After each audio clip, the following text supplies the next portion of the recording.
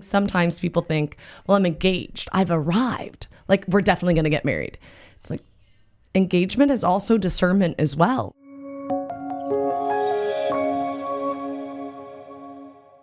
I think most of us that are living or striving to live a virtuous life, I'm failing in it all the time, but we're striving to live a life of virtue, are kind of on the same page for chastity, what chastity looks like. But it's really hard when you're moving towards marriage and you want to have chastity within marriage, obviously. And I have some girls, it's interesting, that I've written and have different views. And different girls have done different things. And I think you do need to do what works for you and your fiance. You're not a spouse yet.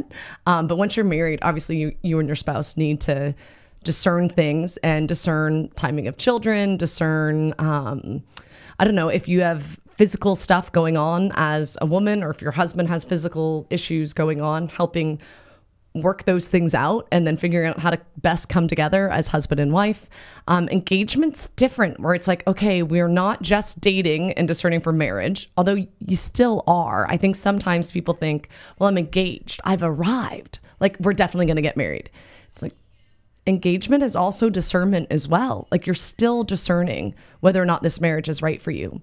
I have a friend who, actually I have a couple of friends. I'm going to talk about two different couples. So the first couple, he was engaged to another woman, and he met up with I guess they technically dated in university, but they were doing ministry together. And he just saw this woman and was like, oh, be still in my heart. And was like, oh my goodness, I can't marry this girl that I'm engaged to. I still have feelings for that girl over there. And it was really hard, but he called the wedding off because he knew, he's like, okay, there's something in me that I don't have peace. Like this girl's nice and I like her, but I have a very strong draw to this other woman that I went to college with and maybe dated before. So I can't marry this woman when I have these feelings.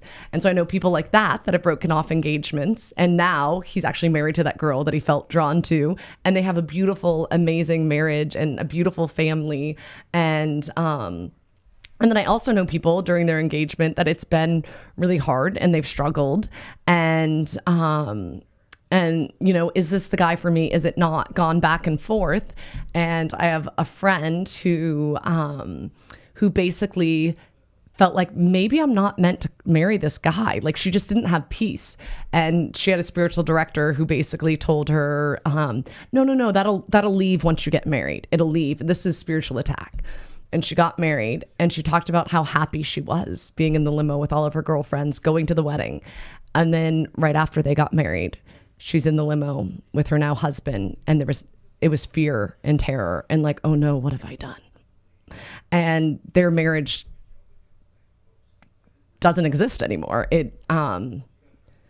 She got an annulment. Like it wasn't a good relationship. This relationship was not good and not what you want in a marriage. And I think there was multiple reasons why that didn't work. But I think in engagement, we need to be really looking at our relationship under a magnifying glass and persevering and still discerning, is this a person I'm supposed to be married to? So Matt and I actually, our engagement was the longest that we ever lived in the same country, because we traveled around Ireland for, I think it was like 4 months. And then I went to visit him in Australia, and then he came to visit me, both for like 2 weeks at a time. And then he moved in December, and we got engaged in January, and then got married in August. So the majority of our whole engagement was the longest we ever lived in the same country. So it wasn't easy. And I don't mean to say, unless your engagement is rosy, peachy keen and just perfect, and you feel like you're frolicking in a field of wild, beautiful lilies, then you're not meant to get married. That's not what I'm saying. But it is a time to continue that discernment. And one way that discernment can get messed up is if you are being intimate physically with each other.